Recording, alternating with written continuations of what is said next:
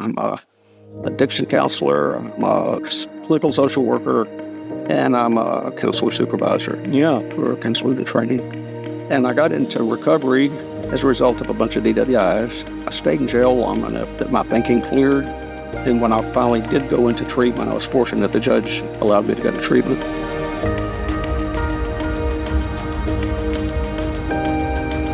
I do like to try to do some work with the clients while they're here. We do a trauma workshop while they're here. I'm wondering how you handle that in an IOP environment. So one is the psychosocial assessment's real important. Either they're going to admit that they've had abuse and trauma, or they'll give me enough information to know that they have, and they either don't know it or they just don't want to address it. Right. And so I guess my philosophy, I've done this for a few years, tried all sorts of approaches, but the bottom line for me is it gets down to the relationship between my working relationship with the client, and the client trusts me and willing to take risks with me. Yeah. And so my belief about abuse is it's anything less than nurturing, loving care that's given by somebody. And if a child isn't loved and nurtured, that's abuse, neglect. So, we do eye movement, EMDR work, but you were trained by someone earlier than that, and some of that work is actually coming back in vogue. I had already gone to a little workshop and become interested in hypnosis over in Arkansas. Well, it turned out the gentleman that did that training also worked for TAD, and that's how I heard about his program. So I signed up and spent several weeks in Hawaii beginning to learn about neuro-linguistic programming and the clinical applications. Of course, there's many others. You can use it for business, but I find them highly effective for establishing rapport for the client to like you, because they feel like you are like them. Well, that was great to sit down with Lane to talk about his thoughts on trauma and healing. I'm Morgan Mulstrom. I'm the curriculum director here at Nova Vital. So let's look at our workbook this week and see what exercises and ideas it has to help you explore both in the group and some on your own. First of all, the intro page helps us recognize that everyone in recovery carries wounds. Trauma can be neglect, abuse, loss, violence, or just living for years in chaos. These experiences don't make us weak, they show us that we've survived.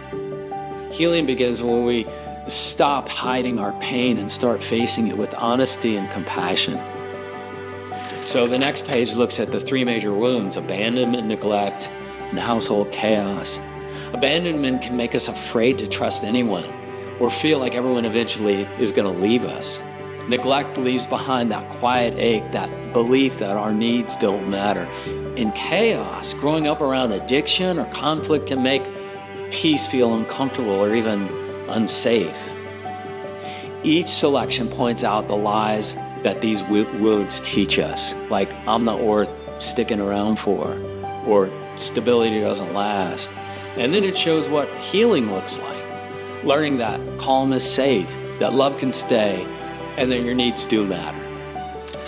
Next, we explore abuse, the physical, emotional, or sexual abuse, and how it leaves us feeling powerless or on the edge. The workbook helps us reframe so-called character defects as trauma responses. And what we once called lying, rebellion, or people-pleasing were often just ways to survive in unsafe environments. So this shift from defect to healing is so powerful, and it moves us from shame to growth. Finally, we focus on the work of healing. Unpacking the trauma can feel overwhelming, but this page gives us a step-by-step path. Start by identifying the events, then ranking their intensity, and choosing what feels safe to share in group. You don't have to rush. You don't have to relive everything at once. Just start small, stay grounded, and take the deeper work into a one-on-one session when you're ready. I know from personal experience that healing takes time, and it takes a lot of courage. And I want to thank you for bringing that courage today. So we've included a trauma-informed approach to the 12-step programs as well. This section brings the wisdom of the steps up to date with modern trauma awareness. Setting boundaries for your safety while you work the steps, that's not excuses. That's protection for your healing. Then finally, we have our trauma healing projects. So again, if you're a writer, try a letter of compassion writing to your younger self with kindness and understanding. If you're visual, create a broken to whole art or a safe place collage to show safety and healing, to show what they look like. And if you're a teacher, make a coping skills poster or a stages of healing map that shows how recovery unfolds over time. Or you can do performance art, act out a healing role play or tell your story of survival. A short scene or a reflection of how you overcame adversity. Remember, the cracks in us aren't our end. They're the places where the light of healing begins. So here's a question to take with you. What would it look like to treat your wounds not as your weaknesses, but as the proof of your strength? Because that's what they are. I hope you guys have a great week at Nova Vital.